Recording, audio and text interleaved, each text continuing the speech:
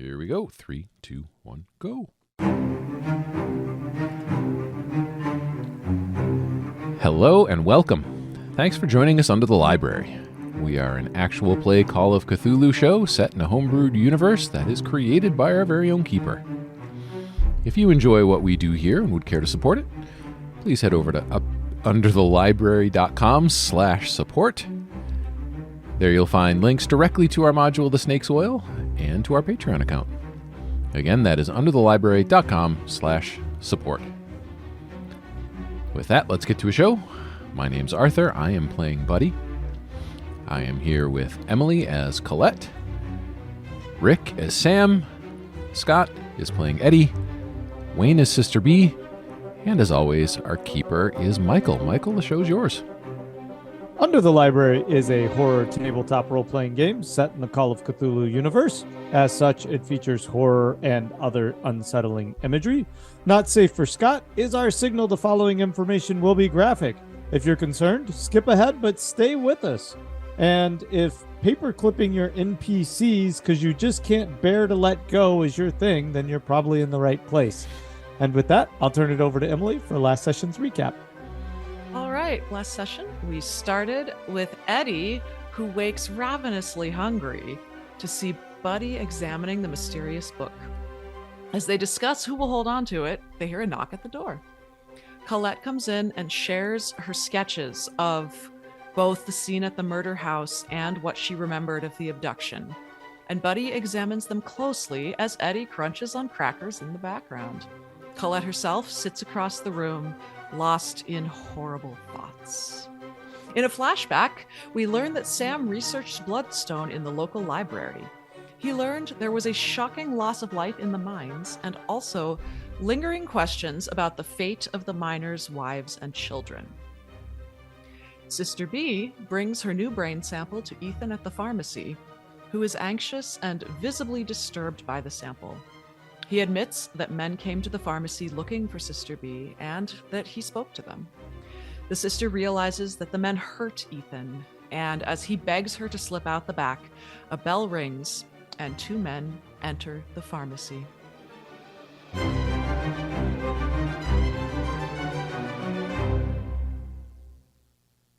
All right, and with that, we are off. So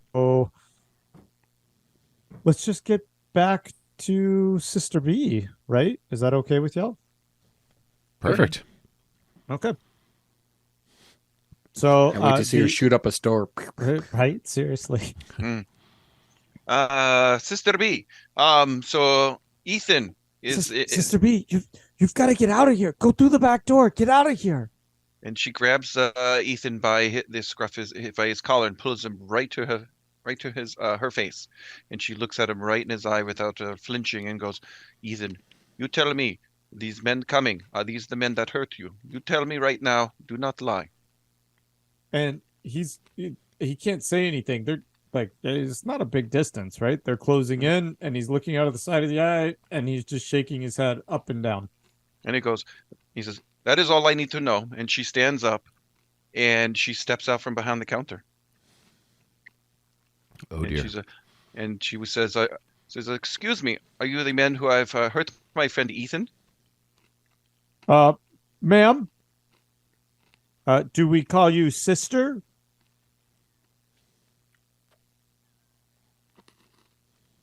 She doesn't say anything. She doesn't say a thing, huh? Nope. And they pause, and they immediately reach in their waistbands, presumably to draw guns. Okay. So with her very, very, very good dexterity, she would have come out partially from behind the counter, and she will do one of her gymnastics moves and jump back behind the counter. Okay. And all right, so essentially you're dodging. So you can roll for dodge. Yeah. Well, she has a fantastic dexterity, and her dodge is pretty darn good too. So Okay. Yeah. So whichever. make that dodge. Oh my God, a 5. She's gone. Like there's bullets whizzing past the countertop. They get off a couple of shots, and Sister B would be counting, and she Exactly. probably with that 5. I'm gonna give you a lot here. I'm gonna give you that each you recognized pretty quickly that each gun had 6 shots to it. They each fired off 2 rounds, so each of them has 4 shots left.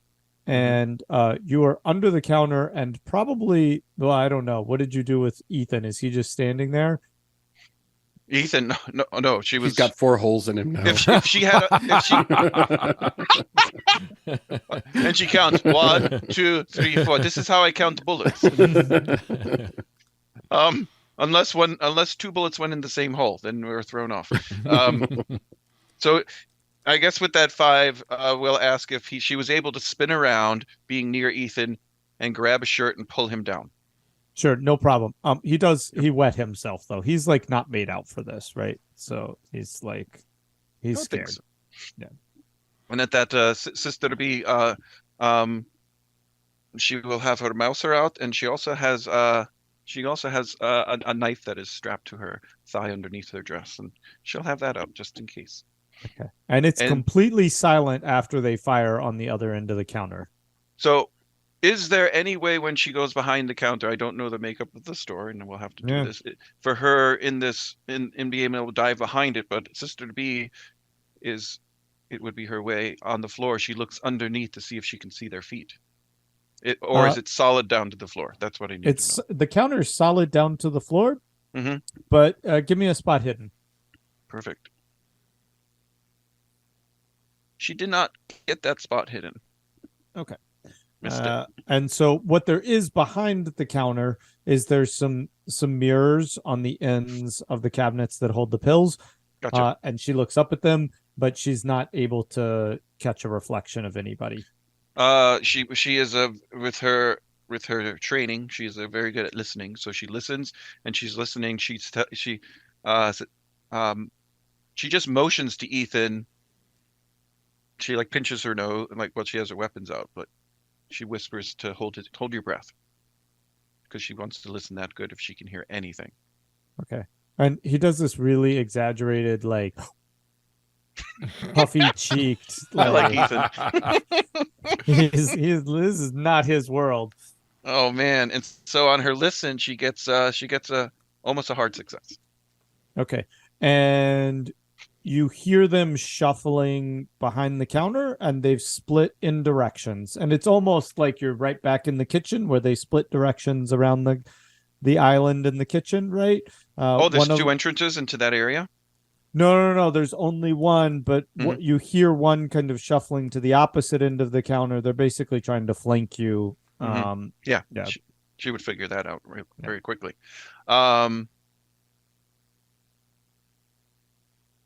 I'll cut to Sam. Yep. So Sam, realizing he's maybe hit the end of his informational payload with fine barkeep here, will turn, stand up, and say, "I didn't get your name there, barkeep." Jim. All right, Jim. And I say, I'll give you my number for 2 reasons. If you need meat, or if you need weapons. Roll on that. Just tell me what you get. Weirdest pickup line ever. Yeah, it is, but I like it. 34. That's good enough. You pique his interest, and I didn't know they had that kind of bars in the Straits what in type? the 40s. What type of interest? Awesome. and he looks at you. He kind of cocks his head, and he says, "You're for real, huh?" Yeah. You think I'd come down here just to yank your chain, Jim? Well, it seems like that's what you're looking for. And yeah, I mean, we're always trying to get shaken down. No, well, listen, between those goddamn dogs and this military can't find their arm from their asshole, I don't know what's going on around here. So just trying to help. And I'll tell you this. All I know is people keep going missing. And That's I don't what I think it's heard. any coincidence where we are to that base. And occasionally they come back. None of them are right in the head. They come back. Every once in a while. I mean, Oh, they come back, but I wouldn't say they're actually here, if you know what I mean. yeah, a bit of a shell of themselves. Run into one or two of those, to be frank with you. Anyone you know that's still around or that's recently come back? You can head down the street to the hotel. Elroy's down there, and I don't know. We all take turns paying his rent. He's a good guy, really good guy. Used to sell us some groceries. He'd come by and deliver them, but yeah, he was gone for I don't know, not long, a day or two, but it was enough, right? Elroy's the guy that you missed, and he came back and no, just like the others. But he took care of us, so we're trying to take care of him. But you can do what you want. There ain't nothing there to find out. Something smelled funny, sort of like bad milk. Well, I'll see what we can do. I may stop passing by and visit Elroy. You see it. What was his favorite? He had anything in particular that stood out? Favorite food? Favorite drink? And all right, he loved the Coke. I love a good No, Coke. you know what he loved? You know what he loved? Circus peanuts. Yeah. Which brand of circus peanuts? I'm just any brand. Is that them Spangler circus peanuts? He Spangler. loves Spangler circus peanuts. Wow. I loves never his candy. understood. You reminded I me. gotcha. Is there a store nearby here you could point me to there, Jim? Yeah, there's one down on the corner. Used to be a little girl that nice. helped out the shopkeeper down there, but we hadn't seen her for a while neither. I'm sure she got abducted. What was her name? Oh, I don't know. Janet, Joan, Joe, by chance? Yeah, that sounds about right. Joe. Oh. Yeah, whatever got Elroy. Well, I hope it's not the same thing that got Joe. Ran know into him? her. Yeah, I'm sad to say I do. He gives you a clean glass full of beer. Wow. Oh man. Oh, Sam's gonna. Oh my lord. And Sam proceeds to tell Jim highlights a little bit in that where she's at now if he'd care to visit her. I'm sure she could use the company. And he'll down the beer and make his way out towards the He pours himself a big glass and he just chugs it down as you tell him where Joe is.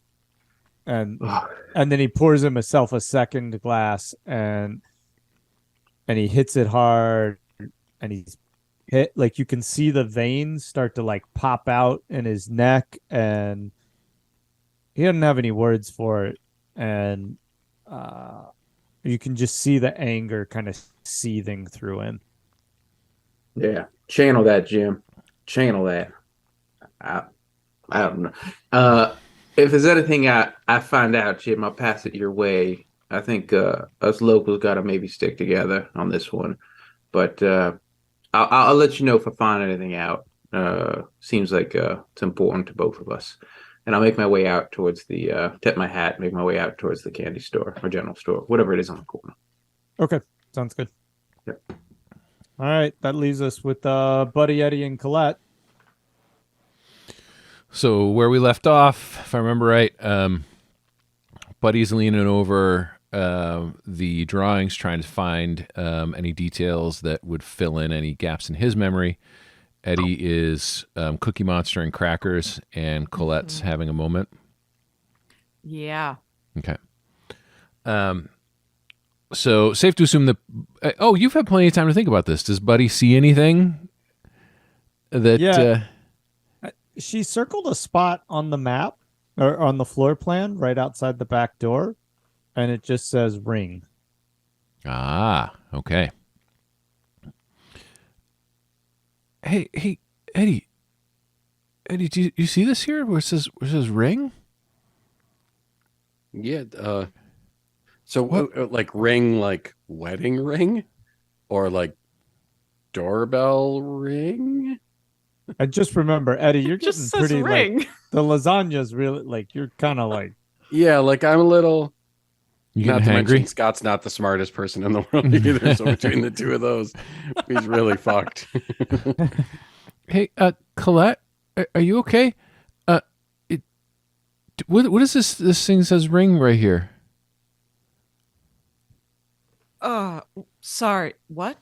Right, What? right here and out the back door. It says ring. What is that? Oh yeah, I Is forgot. that like a reference to the doorbell? I found this, and I'll pull the ring out of my pocket. Where'd you Show find you. that? Well, right there. Where it Right, says it- And I'm ring. gonna point. And I'm then- gonna point with the cracker and say, "Buddy, it says ring." But was it at the back door or was it in the backyard? It was in the backyard by the door. It was near the door. Both. It was by the back door In the yard? All right. I think Wasn't she's it- saying you're not smart either. I think I understand this now.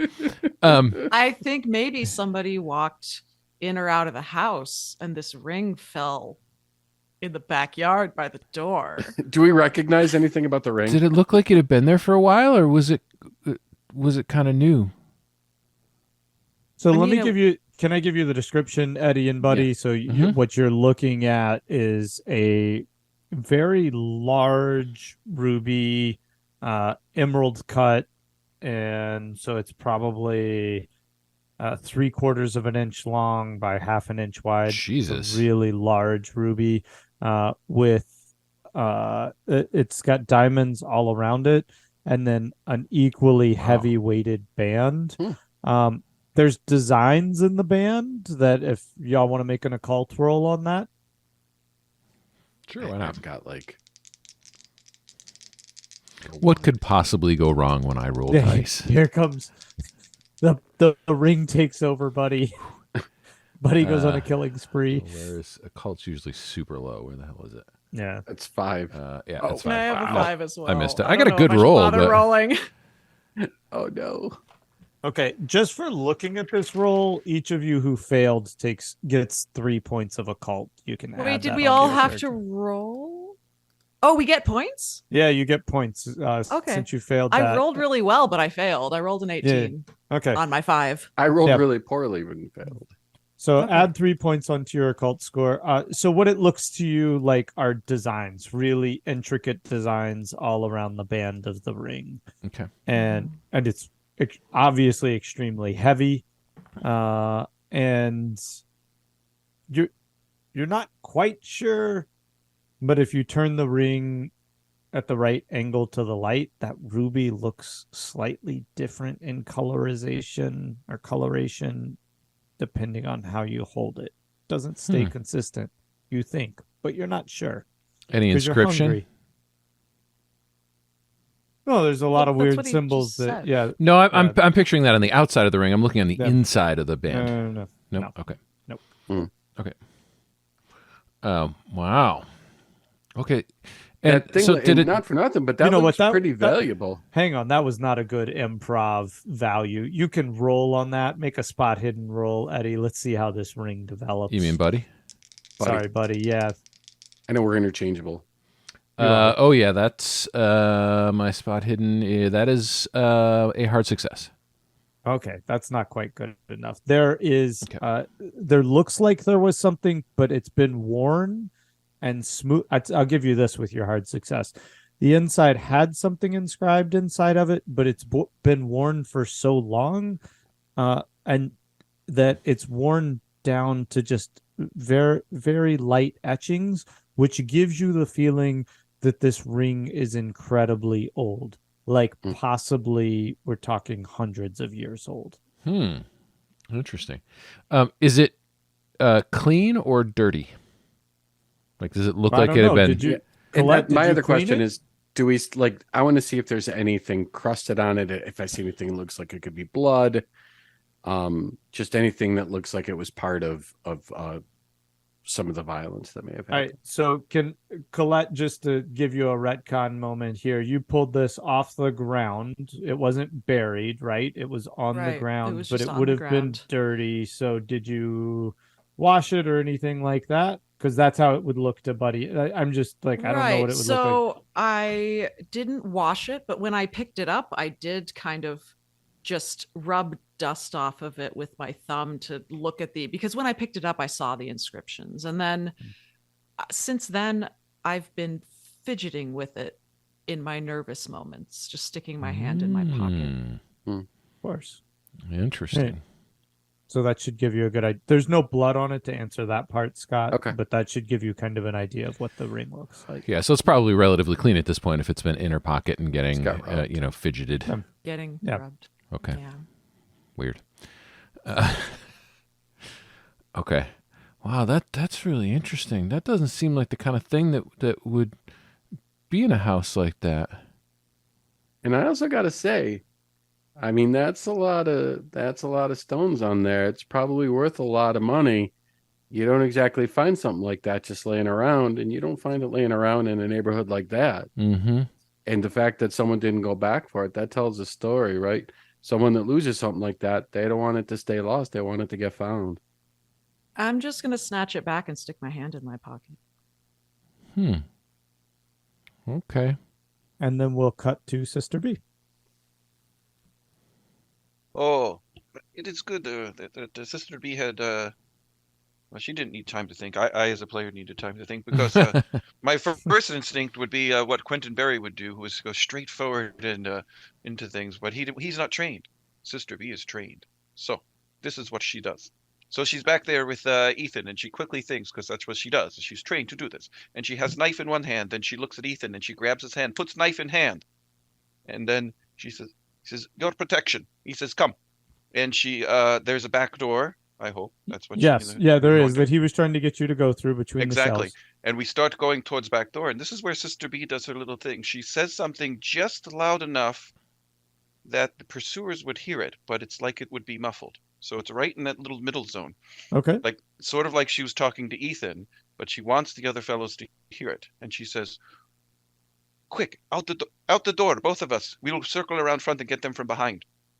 And then she goes back, and I don't know how it's situated, but if there's a light switch, she will hit the light switch to make it dark. And if there's a little cubby, boxes, or something, she pushes Ethan to one side, and she wants to go to another side to hide and be quiet as stone. I just want to clarify. There's a couple things. Are you taking Ethan with you? Yes. Okay. And you're looking for... So make a luck roll for the light switch. There's either a light switch or there's not. 35, yes. Okay, so there is a light switch next to the back door. Okay. You need to make a stealth roll at disadvantage to drag Ian's nervous butt back there. Yeah. So stealth roll, there's one success. Oh, yeah. 36, so that's almost a hard success. Almost a hard success, but not not a hard success? Not a hard success. Are you burning for the hard success? It sounds like a situation we need to. I'll get my pencil out. When he asks, the answer should be yes. Yep. Look at that. 6. Holy crap. The only person burning more luck in one shot is Rick. With 8. All right. And I burn a lot of luck a lot of the time. So we burnt a lot of luck. We know what in game and in real life. All right. So as the I'll give you a little bit for burning that much. So you are able to get Ethan to the back. You keep him really low. You're dragging him though, right? Mm-hmm. He's basically holding out this knife.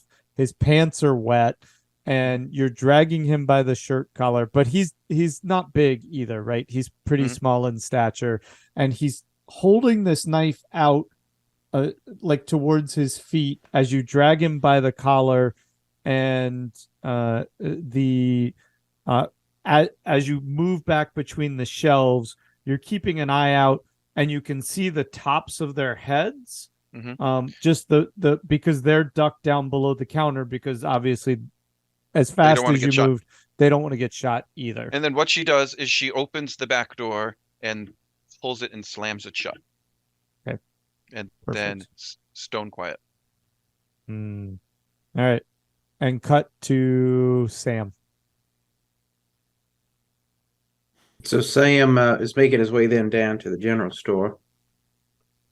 Opens the door. Before he opens it, just take a look inside, presuming it's open. Yeah, and a really kind of crisp and curt woman's voice comes at you and says, "Don't come in here to steal nothing." Ma'am, that would be the highest of insults. I'm here as a paying customer, and I'll even take out some money and hold it in my hand. And I'll say, I'm a man of the military, just a veteran here looking for some goods, some candies and the like. May I come in? Well, I keep a gun under the counter. You try and steal anything, and I'll shoot you. I'd let you. And I'd go ahead and open up the door. And you're pretty much, it's not a big store, right? It's a small store with some canned goods and some sundries here and there. But you're keenly aware that the entire time you're on the store, she's tracking you. Okay. And I'd actually just probably walk up to her and I'd say, what's your name there, ma'am? My name's Sam. Huh. Sam. I haven't seen you here before, Sam, and I'm wary of new folks around here. No, rightfully so. A lot of folks have been going missing. It's actually why I'm up here. Had a friend of mine who went missing that I think you may know. And who would that be? Well, there's a lovely little person here who used to work here named Joe. I don't know no Joe. Oh, no Joe. Oh, that's right. Did was Joe's real name, or Joe had a pseudonym, right, that you were using in town, like Clarice or something? No. Joe was her real name. Am I thinking about this right? Okay. Just Joe. I was only Joe. Yeah. Okay. This woman who's talking to you is extremely guarded. Okay. I say, yeah, well, I thought she used to work here. She got herself into some trouble, and I think she's much like the folks around here that have been disappearing and come back not exactly right. Like, is it? Oh my God, I can't believe I should have written this down. Is it Elrond Hubbard? Elron Hubbard? No, who is the guy at the hotel? Elroy. Elroy. Thank you. I'll write that down.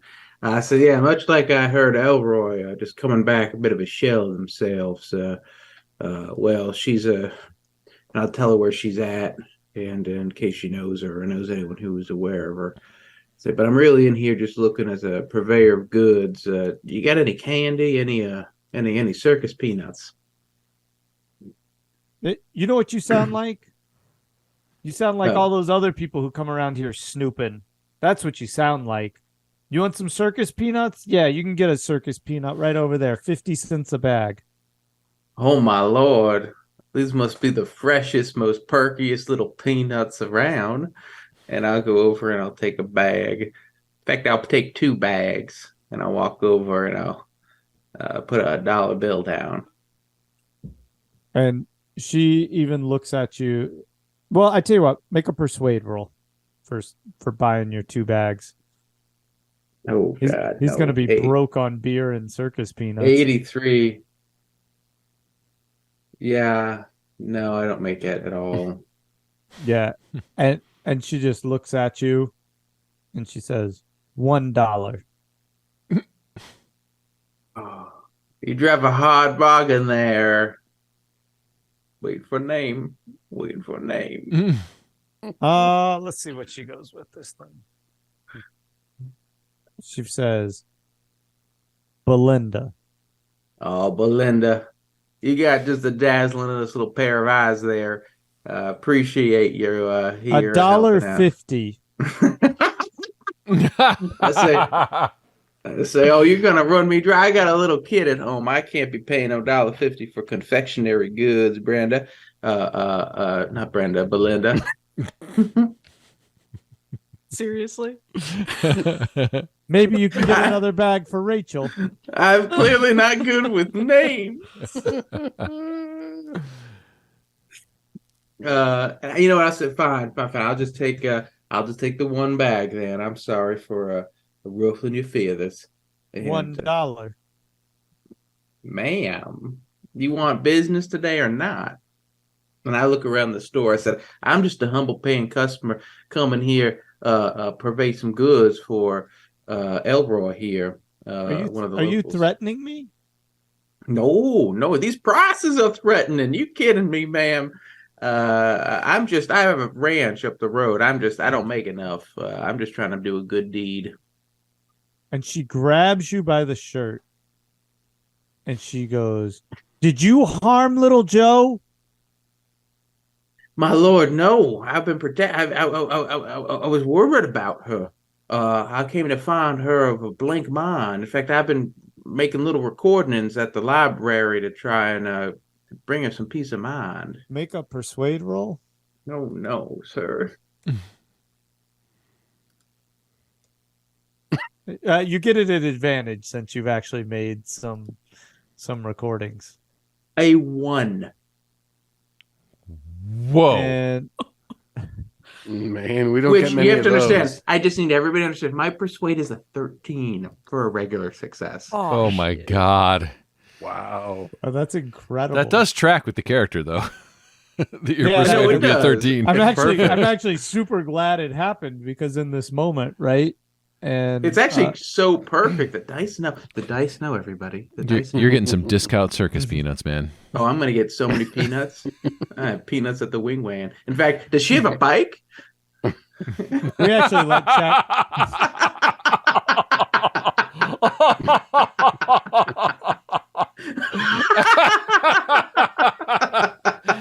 So good.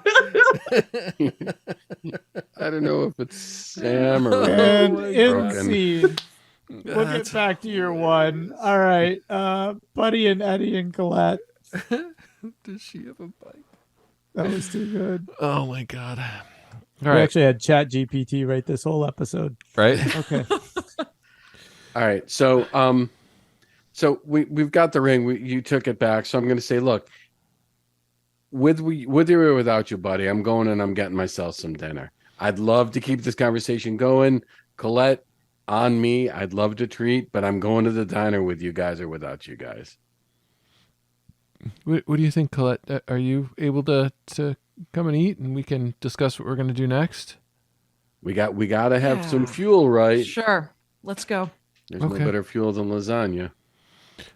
So before we leave, though, I'm going to take the drawings and, like sort of put them all together into one little stack and hand them to Colette so that we don't leave them in the room. Okay. Is And this I'm a place assuming, we like- drive to? Oh, y'all tell me. I would think not. I would think there'd probably be a place that we would go in the neighborhood. Yeah, Next I was door to thinking. the hotel. Yeah. I had this vision of a kind of a Yeah, like a down the block That- kind of thing. yeah. Yeah, and so I'll put the book in a bag, put the bag over my shoulder, Okay. my briefcase, but Okay. I'm keeping that with me, and let's go. And I'm The- leading the the- charge. I'm not being a dick. The blood coated bag, or like you have a No, fresh no, bag. no, you just- put- okay. My own briefcase. Okay. All right. Yeah, so I don't want it out in the open, but I want it with me. Gotcha. All right. And anytime the book's next to you, I want you to know that Eddy feels really good. And anytime that somebody else is holding the book or looking at it, Eddy feels a level of anxiety. And the further the book is away from Eddy, the larger that anxiety is. So So, just a note, because Colette is still anxious about being out in public for obvious reasons. She's just going to pop into her room and grab a hat. Presumably, she would have a hat. Yep. Okay. Just stuff her hair up in the hat. That's all she can do. She's going to have to go out in public. Nice. I picture some nice big sunglasses too. Take up half the face, that kind Perhaps. of thing. Yeah, Sir Eddie, sir, do you need your cane before we go? Look at I don't need that cane. I feel freaking amazing. Okay. I think it's the crackers. It's all you're nursing me back to health and the crackers, buddy. Look at this. And I'm feeling like much better. Yeah. How does his color look? So yeah, add 3 health points back to your character, Eddie. And Buddy, Eddie looks good. I mean, okay. You haven't seen him look like this in a while. The color's back in his face. Everything was kind of sagging, and he had these big bags, kind of like your keeper. But unlike your keeper, like he took this nap, and now all of a sudden, like, hey, he looks younger, and the circles under his eyes aren't as dark, and he's looking pretty healthy. Okay. Eddie, I wish a nap would do for me what it's done for you. Yeah, it's amazing. You look like a new man. I feel like it. A new man who's ready for something to eat. So yeah, I get the impression you're hungry. Yeah, we did hear that. Chill out. So no more head on in. And I'm heading to the table. I didn't even turn around to see if you guys are there. Sitting down, and I've got the menu, and I'm sort of thumbing through, and I'm looking for what their specialties are, and I'm looking for. Okay. So if Eddie just rushed in, did he happen to pick a table that was far from any other patrons, or are we just in the middle of everything? Eddie? No, I'd go to a corner. You said that you were paranoid and you didn't want to be near people, so I'd go far away. And I'll give you this, Colette. It's a pretty slow time of day, and we'll do a flyaway shot from y'all. Actually, we'll kind of jump ahead a little bit to y'all having food, and really this kind of amicable, joyful, almost light conversation at the table as we pull out and descend right into the middle of Sister B, across with her finger up to her lips, to Ethan, as they're kind of on either side of this door at the I'm just hopefully imagining this right at the end of the shelves, or maybe at like up against the end of the shelves, as 2 figures are moving quickly down the aisles in the dark. It's exactly it. I was going to say. So they would have come around counter to back behind counter at the pharmacy. Yeah. And and it's a little bit dark. It would be darker, I assume. Probably lights are in the front, and that's why Sister B also did this, because now they're silhouetted against the lights behind them. Yeah. Because she is she knows how that works, and so she sees 2 silhouettes, and she I was going to say, it just intimates to let them come as close as possible. She wants them right next to them. There is a mirror on the back door. And underneath it says it has one of those nice cheesy slogans, like the customer's best friend. So as like the employees walking out the door, they see this like reflection of themselves. It's not a big mirror, but it's small against the back door. That. And so Sister B, and they see the mirror. From your vantage point, you're able to look up in that mirror with the cheesy saying underneath, and you can see the silhouettes of both figures as they move down the same aisle. The aisle behind the counter? Right, towards the door. Yeah. They're moving towards the back door. The one you're at the end of, you're essentially pressed up against an end cap, looking at the back door. You can see in the mirror the men walking towards you down the aisle. So, quick question: where we are situated, it's hard. It's just conjecture, and would they move past us to get to the door to open it? Yes. They would move past us to get to the door to open it. Yep. Ethan's at the end of one end cap, you're at the end of another end cap, and they're essentially coming down the aisle that y'all are right past us. Yep. So that's exactly what what it's hoping for. So we will let that happen. And as they go past, Sister B, who has her mouser out, she's also looking at Ethan, and this is where she's looking as if she can relate it, imploring. She holds up her other hand with, like she has a knife, and she's motioning for him to do something. She wants him to do something because in her mind, he was the one who was beaten by these people, and he needs to even things out as well. Okay. So I want you to that's make how a her, okay. that's how her Make brain a works. make a firearms roll at advantage. Oh, that is good. Good, because I rolled an 88 and then I rolled a 10. Okay. And being that she has her fantastic training with her gun, that 10 gives her a hard success going on extreme. Okay. And they get right towards the end cap of the aisle, and maybe you and Ethan are tucked back a little bit, right? You're taking kind of advantage of the edge of it. And they go right towards towards the back door. And it's at that moment that the hairs on the back of their neck almost like stand up, and they catch the moment that, oh, fuck, we went one step too far. They smelled it. Sister B fires off. I need another shot with advantage. Sorry. Absolutely. Oh, I dropped that baby on the floor. Ah! Don't Something's drop the eating baby. Wayne. Don't drop the baby. They're slippery. Don't take the baby to the They're liquor store. slippery. That's not So the we got kind of bottle he's been bit. We got success on that roll. And the other thing she wants to do is, if she feels this would be all part of it, you tell me if this is applicable in her mindset, in her training.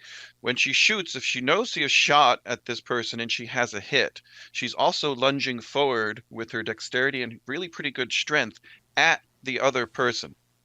So she wants to be shooting and lunging her body into this other person. Here's what I'm gonna give you. That would be a little extra. So that's what I'm wondering. Or are these extra shots to shoot at both of them? Yeah, that's so. I rolled to see what happened here. Okay, then So she'd be doing that then.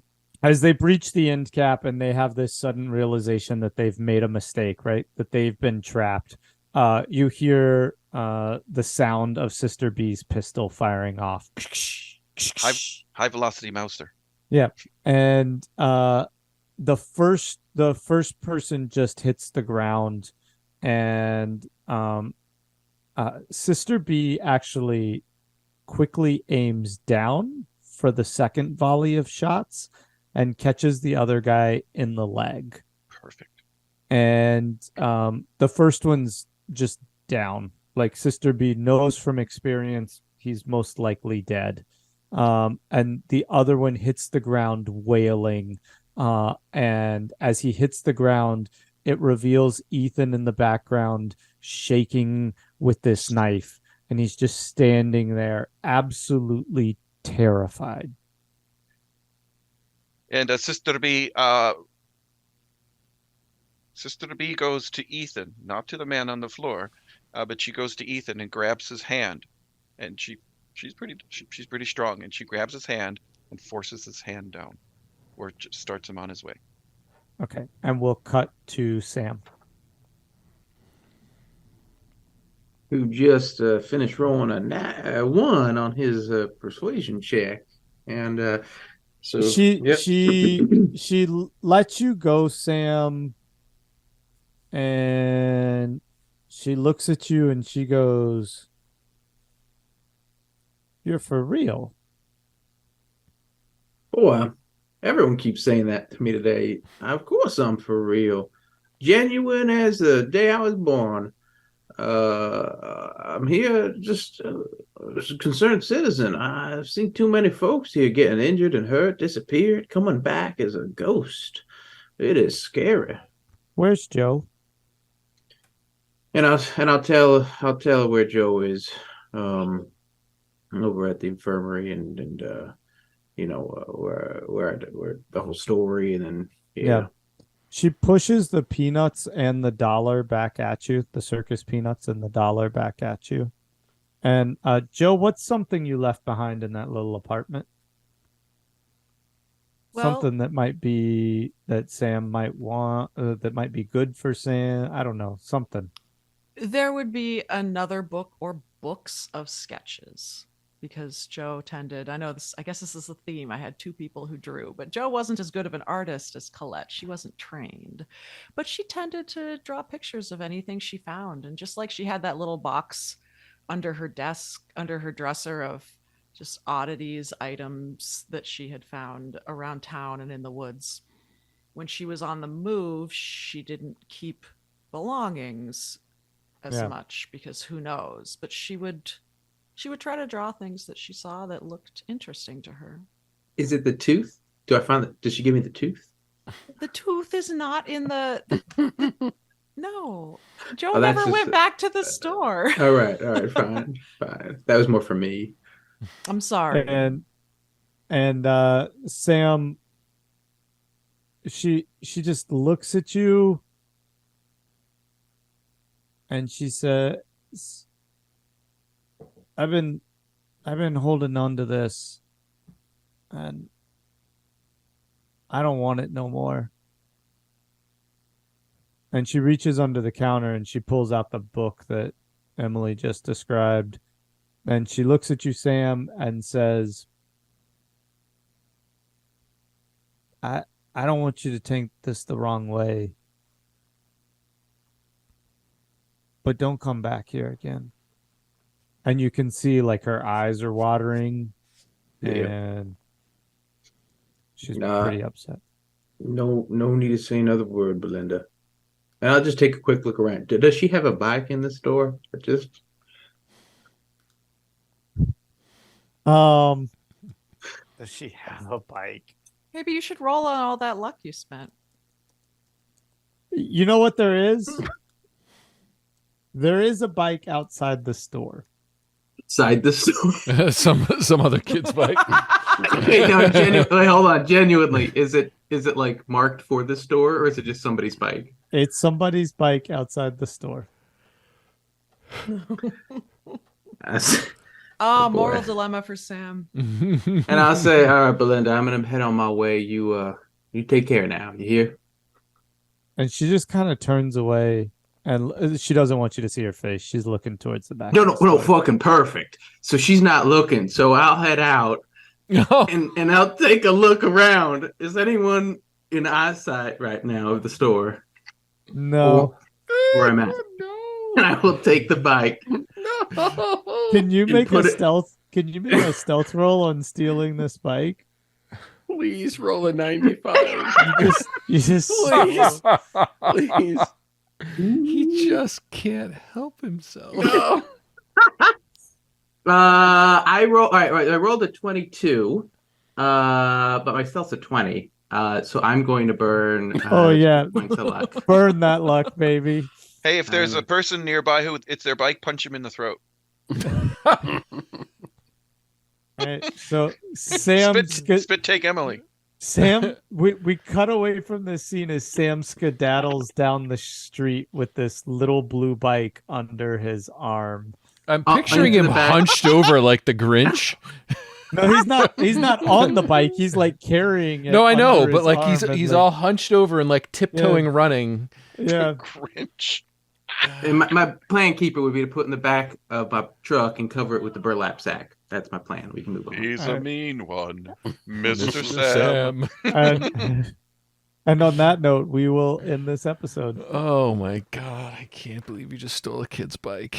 That's amazing. You spent the whole episode trying to convince people that you're a stand-up guy. But I gotta say, it warms my heart how many people cared for Joe. It makes me happy. All right, that's going to do it for this episode of Under the Library. Until next time, you can find us at underthelibrary.com. As always, don't forget to check out our other show. It is called Up Your RPG and can be found wherever you get your podcasts. So for me, for Michael, for Scott, for Rick, for Emily, and for Wayne, thanks so much for joining us, and we'll see you next time under the library.